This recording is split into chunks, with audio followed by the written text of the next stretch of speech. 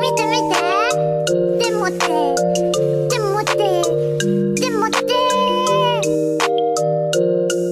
За бүгдээрээ сайн уу? Өглөө өдрөө орой шөнийн мэндэ.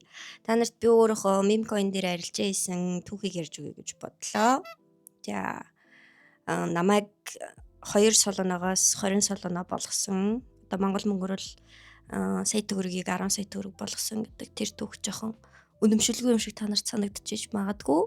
Тэгэхээр би яг бодит түүхийг нь ярьж өгье гэж бодлоо. За би ингээд ажилгүй амьдралгүй гівчихсэн юм аа. Тэгсэн чинь манай гадаадд байдаг найз ив юм байт юм байна. Тэгээд энэ дэр ингээд арилжаа хийгээд мөнгө олж болт юм байна гэд надад зааж өгсөн.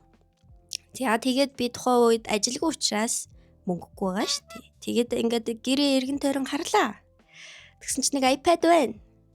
Тэгэхээр шөнийн 2 цагт машина унаад iPad-а ламбард нь тавьсан байдаг юм аа. Сая дөрөвд тэгээд 2 солоноо гаргаж авсан. Тэгээд хамгийн анх PD гэдэг мемкоин олсон. PD-гийн narrative одоо түүхийг бол өстой пүүжорт мэдгүй байна.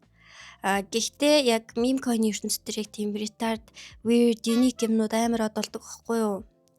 Тэгээд би бүр дөнгөж анх гарч яхад нь 2 солороо худалдаж аваад за тэгээд өнөөх маань market cap нь одоо зах зээлийн үнэлгээ нь гэсэн үг $3,800 орчим байхад нь би худалдаж аваад тэгээд $180,000 хүрсэн.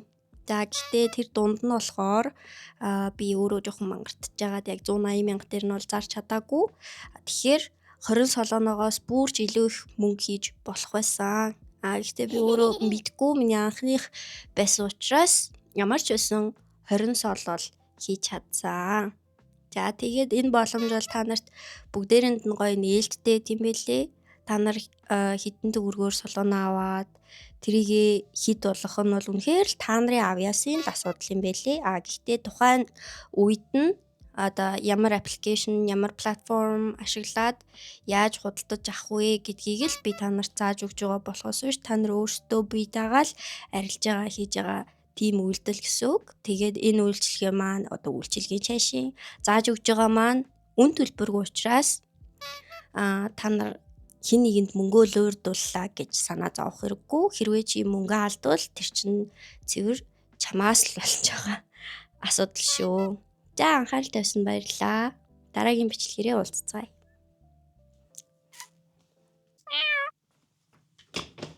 Өнөөрөө нэг юм хэлгээ мартчихэж. Та нараас хамт мөнгө хиймээр байгаа найзуудтай явуулаарай. Тэгээд дараагийн дугаарт Монголд coin яагаад явдаггүй талаар би та нарт ярьж өгнө. Subscribe дардаг юм байвал дарчаарай заяа. Bye.